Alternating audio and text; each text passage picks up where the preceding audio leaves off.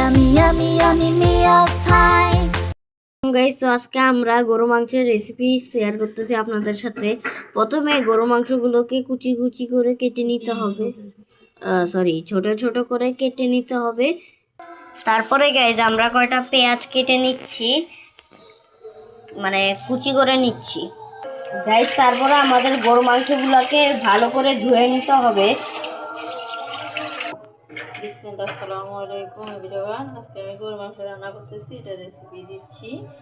আমি এখানে 1.5 কিলো গরু মাংসকে এরকম ছোট ছোট পিস করে কেটে ধুয়ে নিয়েছি। এখানে ম্যাক্সিমাম সিনা মাংসটাই। প্রথমে এখানে পেঁয়াজ দিচ্ছি। আমি এইভাবে মাথায় রান্না করি, এইভাবে আমার কাছে টেস্ট একটু বেশি মনে হয়। তারপর রসুন বাটা দিচ্ছি 2 চামচ, রসুন বাটা 2 চামচ। তারপর আদা বাটা 2 চামচ, 2 চামচ আটা বাটা 2 চামচ, লবণ পরিমাণ মতো। লবণের কোনো ইয়ে নেই, মাংস অনুযায়ী লবণ হবে।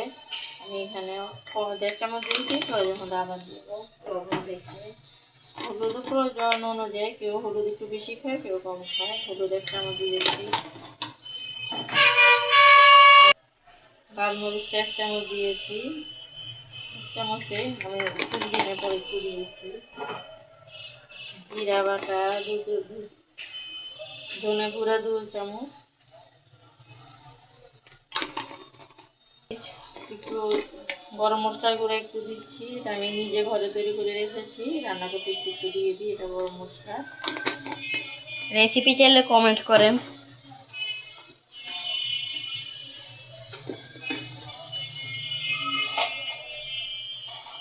আর এখানে জিরা দিচ্ছি 2 চামচ, এটা আমার নিজেরে করা। কাঁচামরিচ ফলে দিচ্ছি, কারণ আমরা কাঁচামরিচের ঝালটা একটু বেশি খাই, লাল মরিচ একটু কমে খাই, এই জন্য কাঁচামরিচটা দিচ্ছি। এবার সব কিছু একসাথে ম্যারিনেট করে 10 থেকে 15 মিনিট রেখে দিব। এরপর যখন আবার বসাবো তখন আপনাদেরকে দেখাচ্ছি। এটা ধুয়ে বসাই। এখানে একটু সরিষার তেল দিচ্ছি, যথেষ্ট দিচ্ছি সরিষার তেল, কারণ গরুর মাংসটা সরিষার তেল দিয়ে রান্না করলে টেস্ট আসলে ভালো।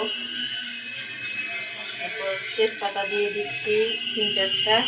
এগুলো একটু ইয়ে হলে পেঁয়াজ দিব। তারপর পেঁয়াজ দিচ্ছি পরিমাণ মতো, বেশি না, 2-3টা পেঁয়াজ দিলে জাস্ট এই পেঁয়াজগুলো একটু লাল লাল হলে গরুর মাংসটা ভেজে দিচ্ছি।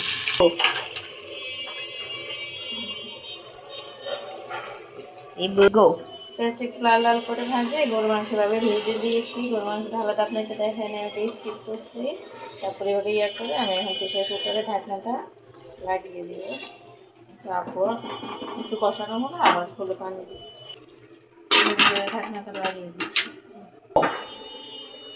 এই যে আমি গরু মাংসটা কষাই নিয়েছি, এই যে আমার কষানোটা অনেকটা হয়ে গেছে। আমি এখন পানি দিব, পানি দিয়ে ঢেকে দিব। তারপর আমার প্রেশার কুকারটা সিলটা না, বাট আধা ঘন্টা মতো লাগবে, মাংসটা হয়ে যাবে। প্রেশার কুকারটা একটু ডিফারেন্স, এই যে পরিমাণ মতো পানি দিয়ে ঢেকে দিব আর কি। ঘন্টা পরে আমাদের গরু মাংস হয়ে যাবে।